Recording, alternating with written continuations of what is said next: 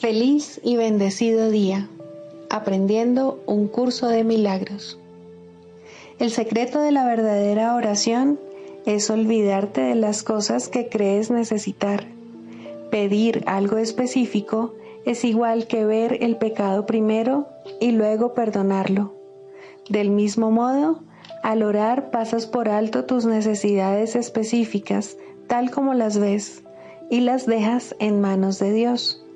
Ahí se convierten en los regalos que le haces, pues le dicen que no antepondrás otros dioses a Él, ni que quieres otro amor que el suyo. Este libro es un comienzo, no un final.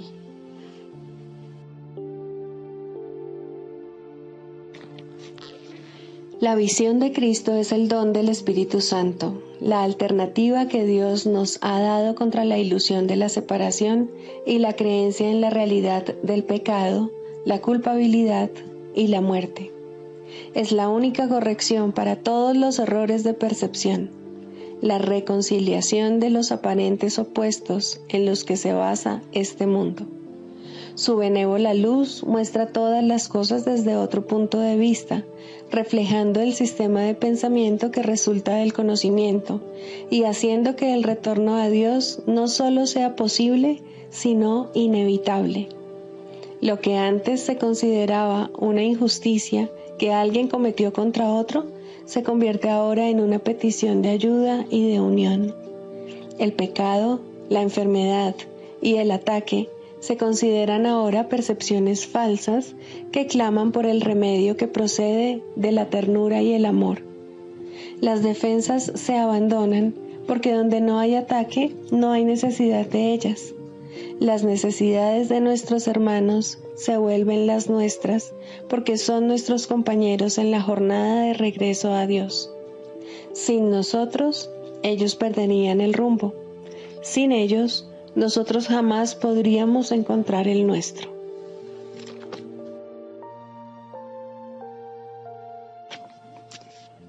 Introducción. Este es un curso de milagros. Es un curso obligatorio. Solo el momento en que decides tomarlo es voluntario.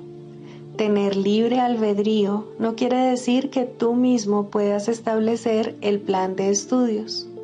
Significa únicamente que puedes elegir lo que quieres aprender en cualquier momento dado. Este curso no pretende enseñar el significado del amor, pues eso está más allá de lo que se puede enseñar. Pretende, no obstante, despejar los obstáculos que impiden experimentar la presencia del amor, el cual es tu herencia natural. Lo opuesto al amor es el miedo, pero aquello que todo lo abarca no puede tener opuestos. Este curso puede, por lo tanto, resumirse muy simplemente de la siguiente manera. Nada real puede ser amenazado. Nada irreal existe. En esto radica la paz de Dios.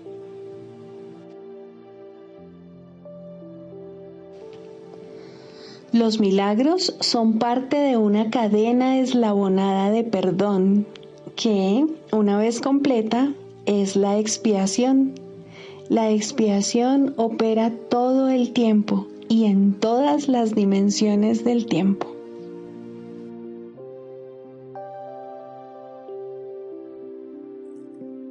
Capítulo 27. La curación del sueño. Quinto, el ejemplo de la curación. La única manera de curarse es curando. El milagro se extiende sin tu ayuda, pero tú eres esencial para que pueda dar comienzo. Acepta el milagro de curación y se extenderá por razón de lo que es. Su naturaleza es extenderse desde el instante en que nace, y nace en el instante en que se ofrece y se recibe. Nadie puede pedirle a otro que sane, pero puede permitirse a sí mismo ser sanado y así ofrecerle al otro lo que él ha recibido. ¿Quién podría ofrecer a otro lo que él mismo no tiene? ¿Y quién podría compartir lo que se niega a sí mismo? El Espíritu Santo te habla a ti, no a otra persona, y al tú escucharle, su voz se extiende porque has aceptado lo que Él dice. La salud es el testigo de la salud. Mientras no se dé testimonio de ella, no será convincente. Sirve de prueba solo cuando ha sido demostrada, y para ello tiene que proveer un testigo que nos induzca a creer. Nadie se cura con mensajes contradictorios. Te curas cuando lo único que deseas es curar. Tu propósito indiviso hace que esto sea posible, pero si tienes miedo de la curación, entonces no puede efectuarse a través de ti. Lo único que se requiere para que se efectúe una curación es que no haya miedo. Los temerosos no se han curado, por lo tanto, no pueden curar. Esto no quiere decir que para que puedas curar, tenga que haber desaparecido el conflicto de tu mente para siempre, pues si así fuese, no habría entonces necesidad de curación. Mas sí quiere decir que, aunque solo sea por un instante, tienes que amar sin atacar. Un instante es suficiente. Los milagros no están circunscritos al tiempo.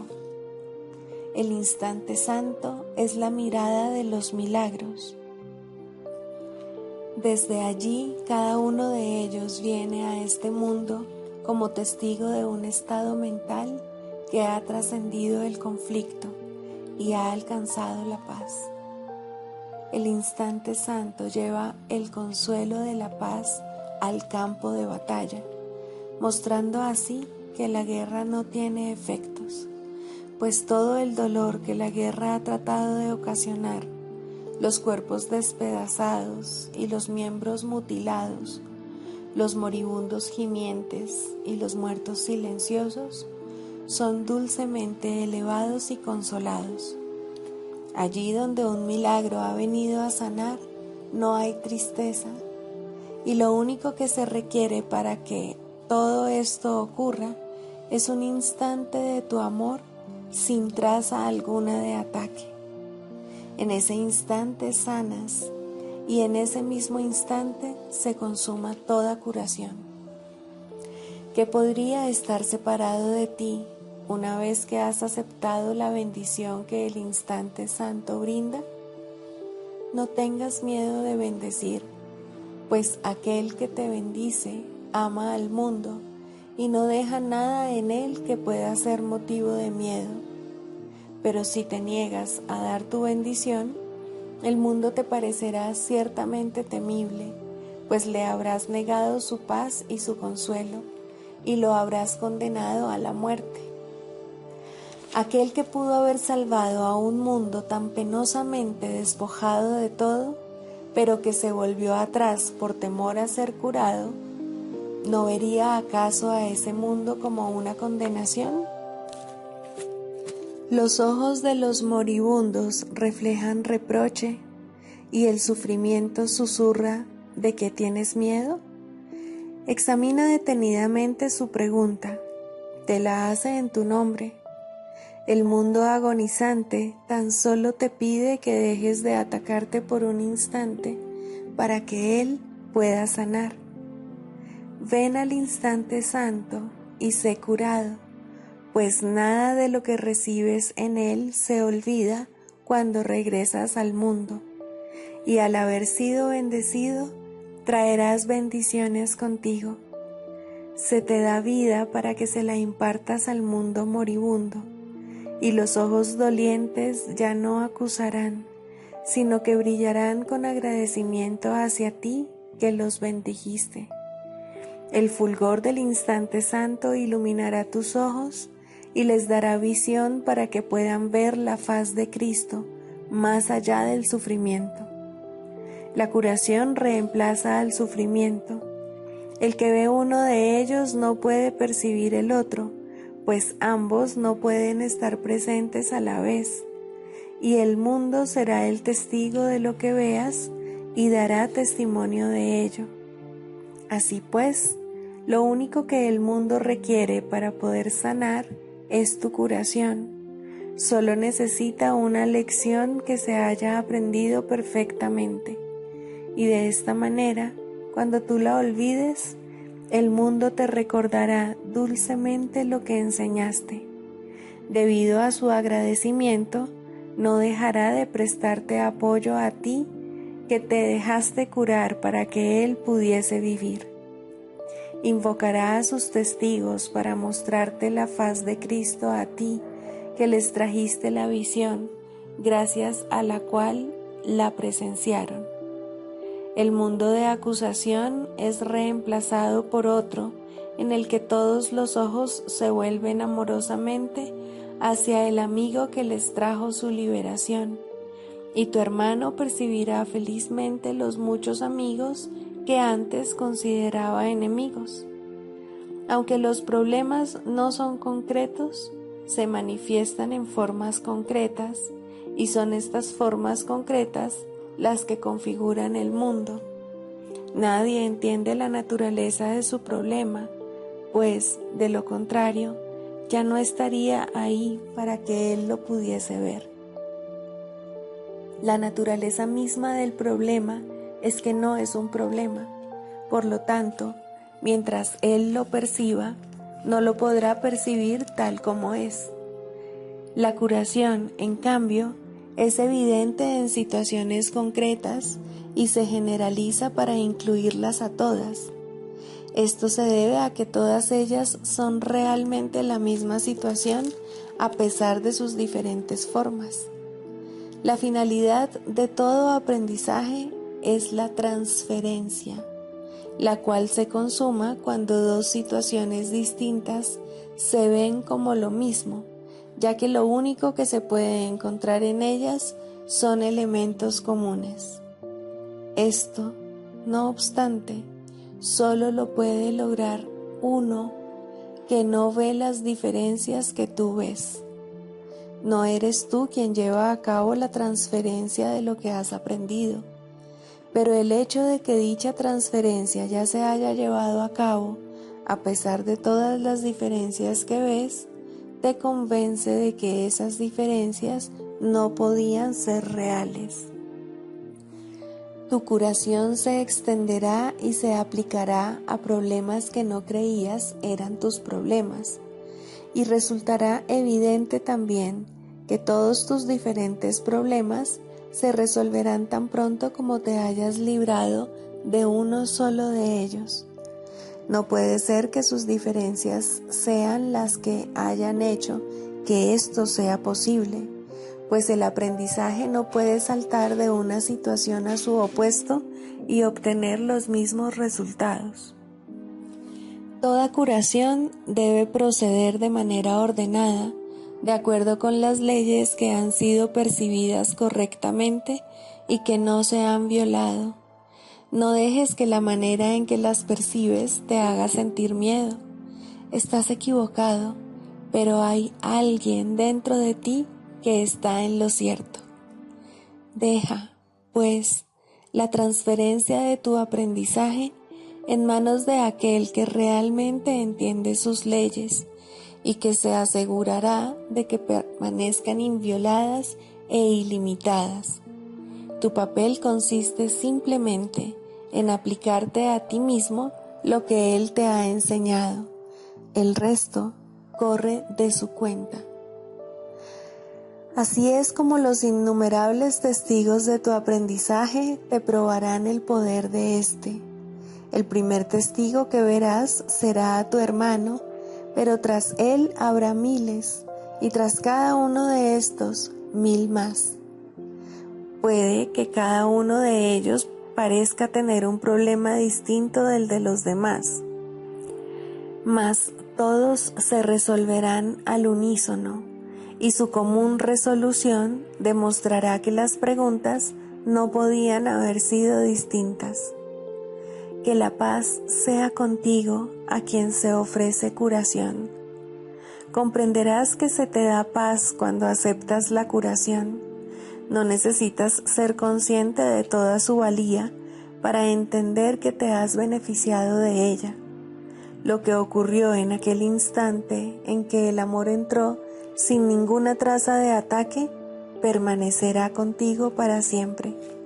Tu curación, así como la de tu hermano, será donde quiera uno que de vayas, sus contemplarás sus múltiples efectos. Todos los testigos que contemples, no obstante, serán solo una fracción de los que realmente existen. La infinitud no se puede entender contando todas sus partes separadas. Dios te da las gracias por tu curación, pues Él sabe que es un regalo de amor para su Hijo y, por lo tanto, un regalo que se le hace a Él.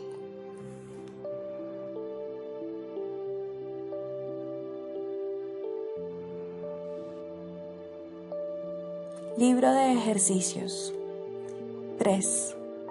¿Qué es el mundo? El mundo es una percepción falsa. Nació de un error y no ha abandonado su fuente. Persistirá mientras se siga abrigando el pensamiento que le dio vida.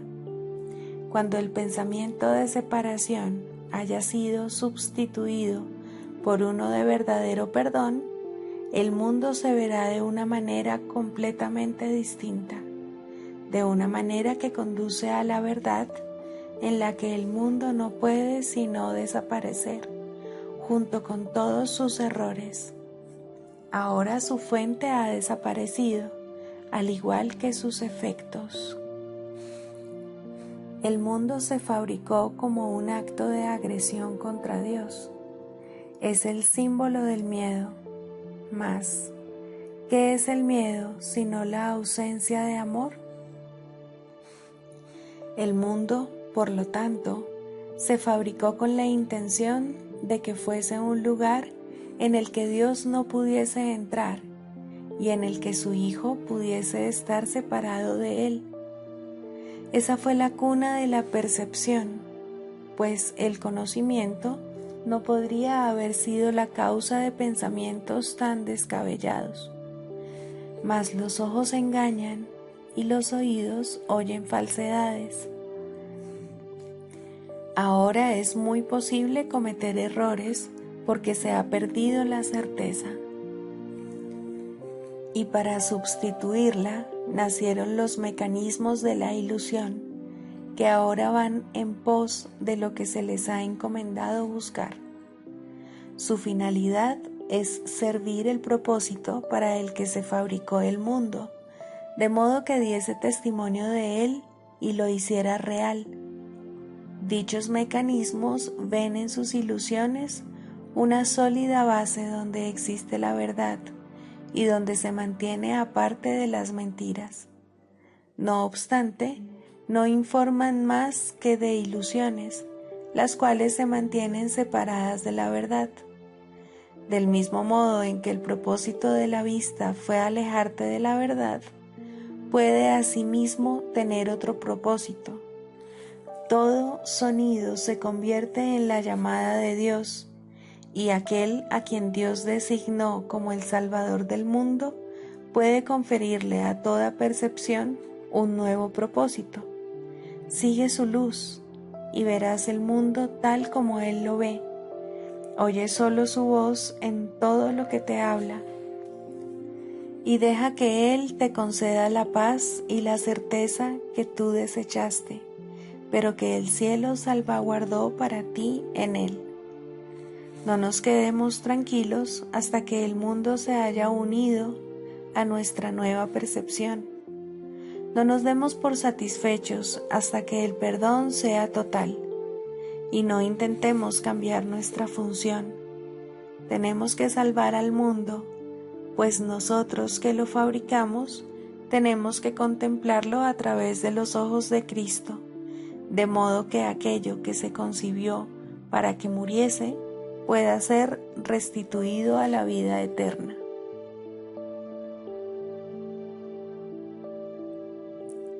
Lección 248. Lo que sufre no forma parte de mí. he abjurado de la verdad. Permítaseme ahora ser igualmente firme y abjurar de la falsedad. Lo que sufre no forma parte de mí. Yo no soy aquello que siente pesar. Lo que experimenta dolor no es sino una ilusión de mi mente. Lo que muere en realidad nunca vivió y solo se burlaba de la verdad con respecto a mí mismo. Ahora abjuro de todos los conceptos de mí mismo y de los engaños y mentiras acerca del Santo Hijo de Dios. Ahora estoy listo para aceptarlo nuevamente como Dios lo creó y como aún es. Padre, mi viejo amor por ti retorna y me permite también amar nuevamente a tu Hijo. Padre, soy tal como tú me creaste. Ahora recuerdo tu amor, así como el mío propio. Ahora comprendo que son uno.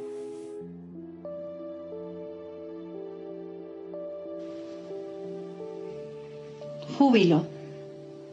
El júbilo es el resultado inevitable de la mansedumbre. La mansedumbre significa que el miedo es ahora imposible. ¿Qué podría entonces obstaculizar el júbilo? Las manos abiertas de la mansedumbre están siempre colmadas.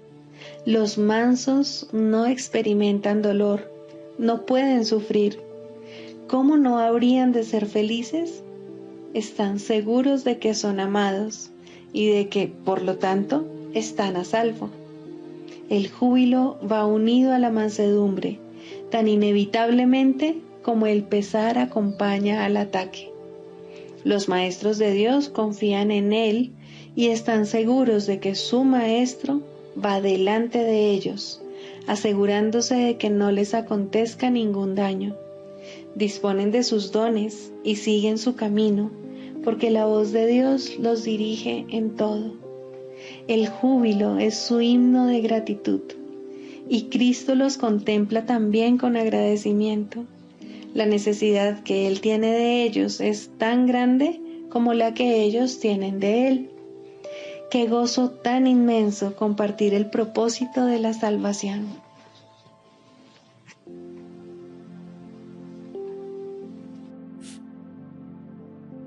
Manual para el maestro. Pregunta 5. ¿Cómo se logra la curación?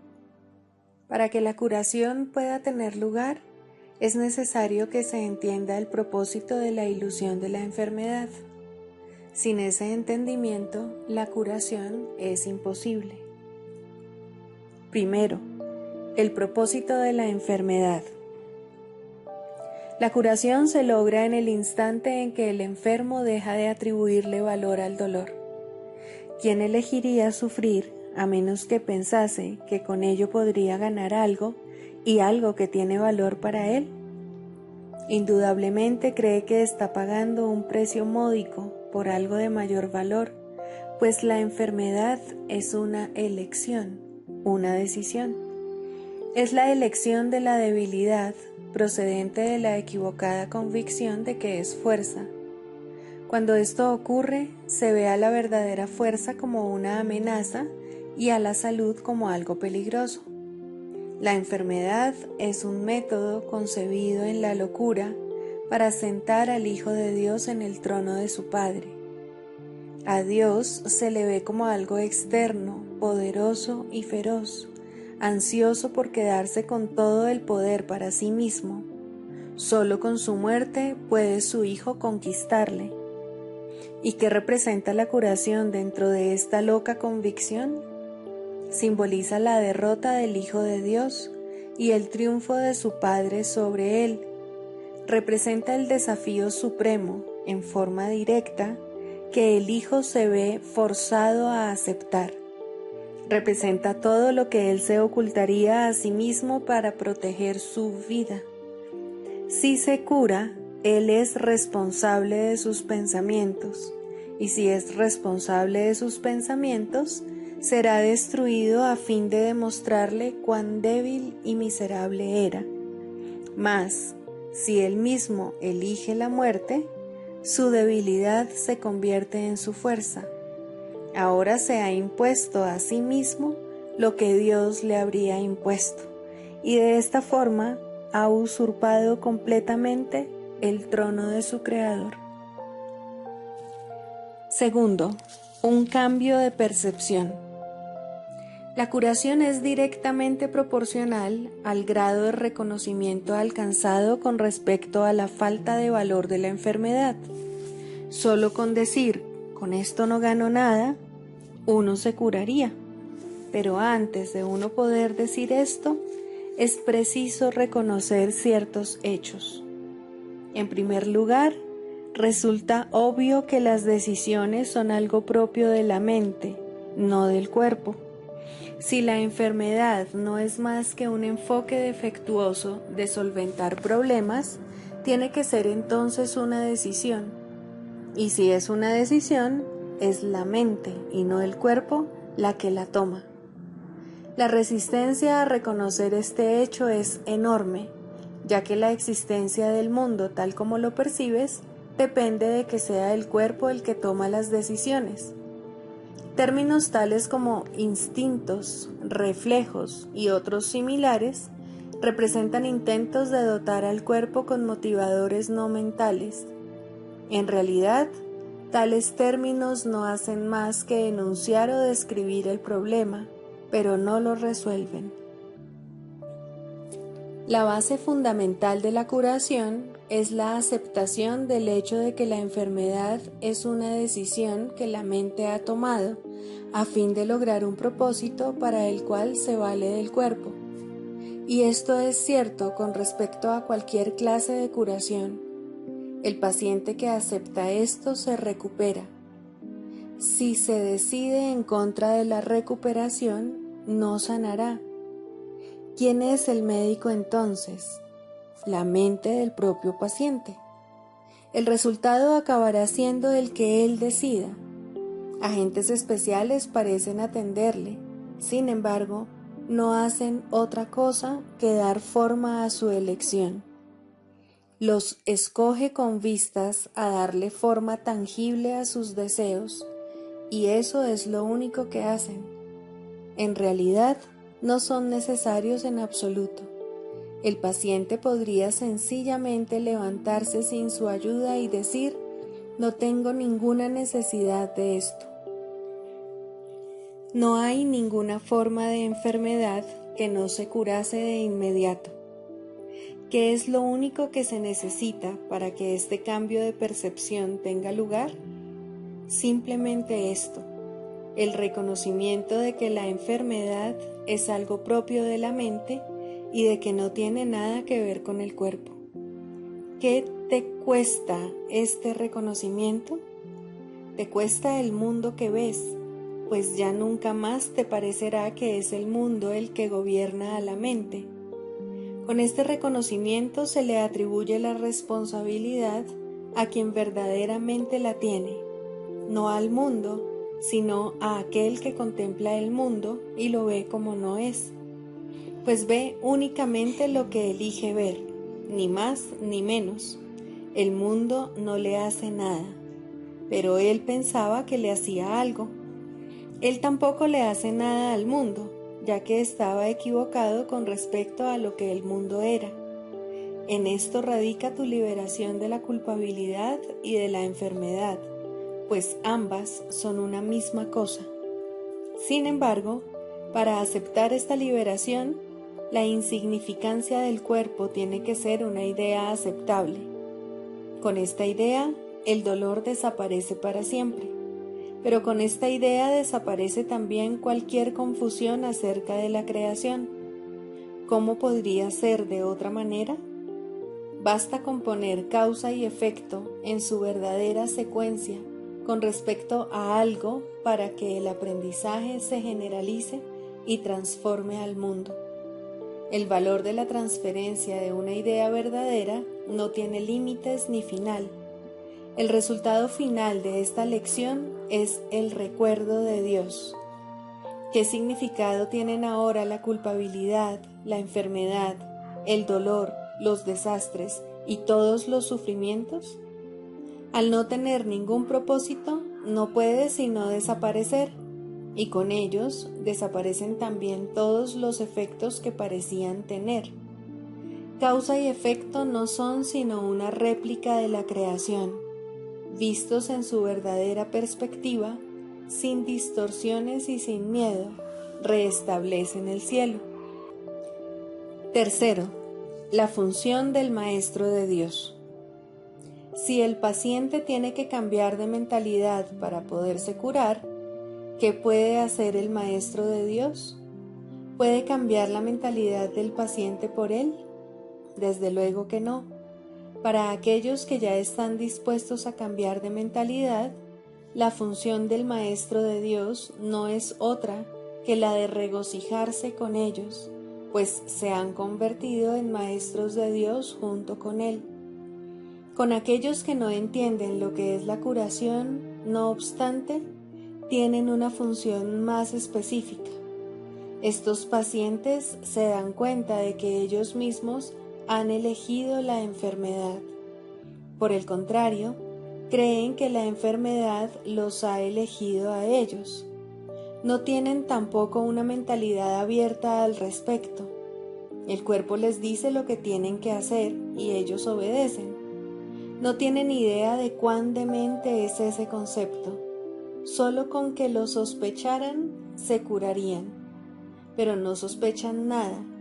Para ellos, la separación es absolutamente real. Los maestros de Dios van a estos pacientes representando otra alternativa que dichos pacientes han olvidado. La simple presencia del Maestro de Dios les sirve de recordatorio. Sus pensamientos piden el derecho de cuestionar lo que el paciente ha aceptado como verdadero. En cuanto que mensajeros de Dios, los maestros de Dios son los símbolos de la salvación. Le piden al paciente que perdone al Hijo de Dios en su nombre. Representan la alternativa. Con la palabra de Dios en sus mentes, vienen como una bendición, no para curar a los enfermos, sino para recordarles que hay un remedio que Dios les ha dado ya. No son sus manos las que curan, no son sus voces las que pronuncian la palabra de Dios, sino que dan sencillamente lo que se les ha dado y exhortan dulcemente a sus hermanos a que se aparten de la muerte. He aquí, Hijo de Dios, lo que la vida te puede ofrecer. ¿Prefieres elegir la enfermedad en su lugar? Los maestros de Dios avanzados no toman en consideración ni por un instante las formas de enfermedad en las que sus hermanos creen.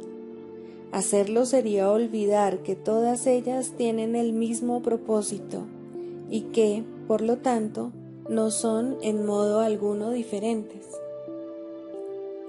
Los maestros de Dios tratan de oír la voz de Dios en ese hermano que se engaña a sí mismo hasta el punto de creer que el Hijo de Dios puede sufrir, y le recuerdan que Él no se hizo a sí mismo y que aún es tal como Dios lo creó.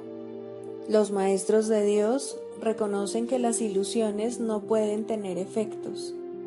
La verdad que se encuentra en sus mentes se extiende hasta la verdad que se encuentra en las mentes de sus hermanos y de este modo no refuerzan sus ilusiones.